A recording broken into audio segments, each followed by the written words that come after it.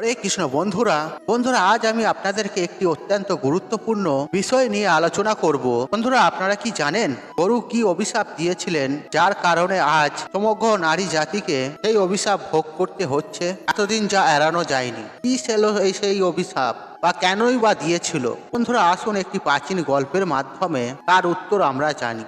বন্ধুরা এক সময়ের কথা, পরমেশ্বর ভগবান শ্রীকৃষ্ণ রাজ সিংহাসনে বসেছিলেন।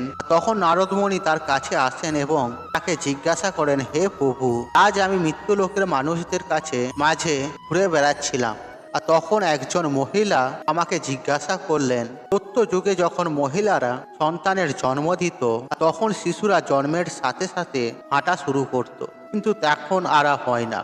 এমনটা কেন প্রভু? এই প্রশ্নের উত্তর আমার জানা ছিল না, সেই জন্য প্রভু আপনার কাছে এসেছি।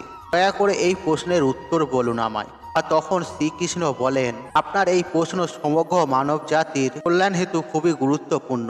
আপনি এই প্রশ্নের উত্তর জানতে চেয়েছেন, তাই আমি আপনাকে একটি গল্প বলি। আর এই গল্পের মাধ্যমে আপনি জানতে পারবেন মহিলাদের সন্তান জন্মের সাথে সাথে সাথে হাঁটতে পারে না। আর তখন নারদমণি বলেন, হে প্রভু, আমি এই গল্পটি সম্পূর্ণ শুনবো, দয়া করে গল্পটি বলুন। বন্ধুরা আপনিও যদি প্রশ্নের উত্তরটি জানতে চান তাহলে ভিডিওটি শেষ পর্যন্ত দেখুন, এবং ভিডিওটি দেখে উপকৃত হলে ভিডিওতে একটি লাইক করে কমেন্টে জয় শ্রীকৃষ্ণ লিখে কমেন্ট অবশ্যই করবেন, এবং ভিডিওটি যতটা পারবেন বন্ধু বান্ধব আত্মীয়জনদের সাথে শেয়ার অবশ্যই করবেন, তাতে এইরূপ ভিডিও পেয়ে তারাও উপকৃত হন এবং আপনাকে ধন্যবাদ জানান। চলুন বন্ধুরা এবার মূল আলোচনায় প্রবেশ করা যাক। বন্ধুরা পরমেশ্বর শ্রীকৃষ্ণ উত্তরে বলেন, এক শহরে একটি রামু নামে লোক বসবাস করত। আর রামু ছিলেন স্বার্থপর মানুষ। রামুর কাছে একটি গাভী ছিল, আর সেই গাভী দুধ দিত। আর রামু সেই গাভীকে বেশি করে সবুজ চারণ খাওয়াতো, দুধ দহন করত, আর সেই দুধ রামু নিজেও খেতেন এবং তার পরিবারের সদস্যদেরও খাওয়াতো এবং বিক্রিও করত। শুধু গরুর দুধ দিয়েই রামু তার সংসার চালাতো। এইভাবেই কাটছিল রামুর সময়। আর কিছুদিন পর একটা সময় এলো যখন গাভী দুধ দেওয়া বন্ধ করলো। আর গাভীটি দুধ দেওয়ার বন্ধ করার সাথে সাথে রামু তাকে খাওয়ানো বন্ধ করে দেয়। এবং এমন একটি দিন আসে যখন রামু গরুটিকে অনেক পিটিয়ে বাড়ি থেকে নিয়ে যায় এবং এবং জঙ্গলে ছেড়ে দিয়ে আসে। আর তখন সেই গরু একা হয়ে গেল। বেচারা বনে একা একা এদিক সেদিক ঘুরে বেড়ায়। এইভাবে ঘুরতে ঘুরতে সে একদিন পৌঁছালো জঙ্গলের একটি মন্দিরের কাছে, এবং সে ঈশ্বরের কাছে প্রার্থনা করে বলে, হে ভগবান, আমি আপনার কাছে বিনতি করি, আপনি আমাদেরকে গরুর জন্ম দিয়ে কেন এমন অন্যায় করেছেন? 84 লক্ষ জন্মের মধ্যে শ্রেষ্ঠ জন্ম মানুষের, তবুও তারা অত পাপ অপকর্ম করে। আর যতক্ষণ আমি দুধ দিতে থাকলাম আর ততক্ষণ ওই ব্যক্তি আমাকে তার বাড়িতে রাখলো এবং সবুজ গাছপালা খাওয়ালো। আর আমি দুধ দেওয়া বন্ধ করার সাথে সাথে তিনি আমাকে চারণ দেওয়া বন্ধ করে দিলেন। শুধু তাই নয়, তিনি আমাকে বাড়ি থেকে বার করে দিয়েছে। আর এখন আমি এদিক ওদিক ঘুরে বেড়াই, বনের গাছ ও ঘাস খেয়ে পেট ভরাই। হে ঈশ্বর, আপনার তৈরি করা সর্বশ্রেষ্ঠ জন্ম মানুষের, আর এই মানুষ এত কেন স্বার্থপর এবং লোভী? এরপর ভগবান শ্রীকৃষ্ণ বলেন, সময় ধীরে ধীরে কেটে যায়। বেচারা গরু এদিক ওদিক ঘুরতে ঘুরতে একদিন রামুর দরজায় আসে। রামু আবার লাঠি নিয়ে সেই গরুকে মারধর করে বনের দিকে তাড়িয়ে দেয়। আর এইভাবেই কিছুদিন কেটে যায় এবং গাভীটি আবার গর্ভবতী হন। আর যখন 3-4 মাসের গর্ভবতী হয় তখন সেই জঙ্গলের মধ্য দিয়ে যাচ্ছিলেন এক মহিলা। আর মহিলা সেই গাভীটিকে দেখে মনে মনে ভাবলো, এই গাভীটি তো গর্ভবতী, আর আমি এক কাজ করি, আমি এই গাভীটিকে বাড়িতে নিয়ে যাই, আর তার বাছুর হলে আর এই গাভী আমাকে দুধ দেওয়া শুরু করবে। তারপর আমি নিজে এর দুধ পান করব এবং আমার পরিবারের সদস্যদের ঘরেও খাওয়াবো এবং বিক্রিও করব। আর এই বলে মহিলা তার স্বামীকে ডাকতে গেল আর সেই গরুটিকে ধরার জন্য। সে যখন তার স্বামীকে নিয়ে এসে সেখানে উপস্থিত হন, আর ততক্ষণ ওই গরুটি সেখান থেকে চলে যায়। আর দেখতে দেখতে আরো সময় কেটে গেল। তখন সেই গাভী প্রসবের সময় ঘনিয়ে এলো, আর তখন সে বনের নির্জন স্থানে নিয়ে বাছুর প্রসব করলো। আর প্রসবের কিছু সময় পর সেই মহিলা ঘাস কাটতে একই বনে গিয়েছিল। আর সে দূর থেকে দেখতে পেল একটি গাভী তার বাচ্চা প্রসব করেছে। তখন ভদ্র মহিলা তার কাছে গিয়ে আর গরুটির দিকে মনোযোগ দিয়ে দেখলো।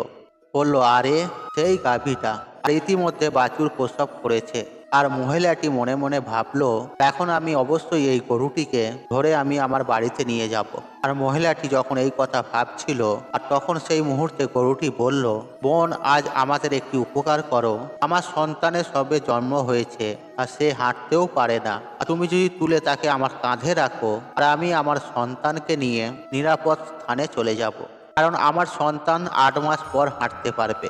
এরপর পরমেশ্বর ভগবান শ্রীকৃষ্ণ বললেন, নারদ মুনিকে বলেন, মহর্ষি নারদ, আগে এমনটা ছিল না। বাছুর জন্মের 8 মাস পর নিজের পায়ে হাঁটতে সক্ষম হতো। আর তখন নারদ মুনি বললেন, হে প্রভু, তারপর কি হলো আপনি বলুন। তখন পরমেশ্বর শ্রীকৃষ্ণ বললেন, কাবির এই কথা শোনার মাত্রই সেই মহিলা উচ্চস্বরে হাসতে লাগলো এবং বললেন, তোমার সন্তান নোংরা হয়ে পড়ে আছে, আর কেন আমি তোমার সন্তানকে তুলে তোমার কাঁধে রাখবো, আর আমি কেন তোমার ওপর দয়া করব। আর এই বলে সে মহিলা আর গরুটিকে নিয়ে মজা করতে করতে সেখান থেকে চলে যায়। আর সেই সময় গরুটি ছিল নিরুপায়, আর সে তার সন্তানকে তুলতে পারেনি। তাই সেই মুহূর্তে গরুটি অনেক দুঃখ পেয়ে তাকে অভিশাপ দেয়।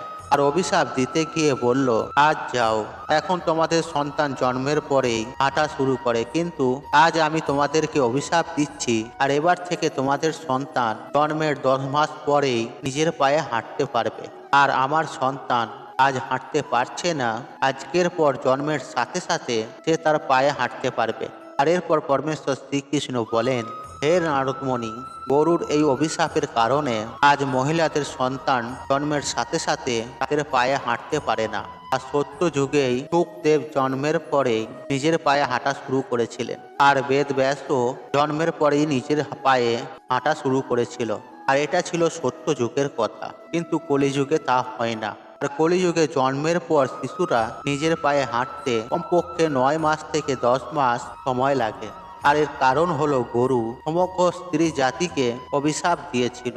আর সেই দিন থেকে সমস্ত মহিলার সন্তান জন্মের সাথে সাথে হাঁটতে পারার প্রক্রিয়া থেমে যায়। আর গরুর অভিশাপের কারণে শিশু জন্মের 9 থেকে 10 মাস পরেই নিজের পায়ে হাঁটতে সক্ষম হয়, এবং বাছুর একই দিন থেকে নিজের পায়ে হাঁটতে সক্ষম হয়। তাই কারো আত্মাকে কষ্ট দেওয়া উচিত নয়। আর এটাই সনাতন ধর্মের সব থেকে বড় ধর্ম। বন্ধুরা, অন্যের দুঃখে দুঃখী হওয়া এবং অন্যের আশীর্বাদ অর্জন করাই সব থেকে বড় ধর্ম। তাই আমাদের উচিত অসহায় পশু পাখিকে সাহায্য করা। আর গরুর অভিশাপের কারণেই যত পশু পাখি আছে তাদের সন্তান জন্মের পরেই হাঁটা শুরু করে দেয়।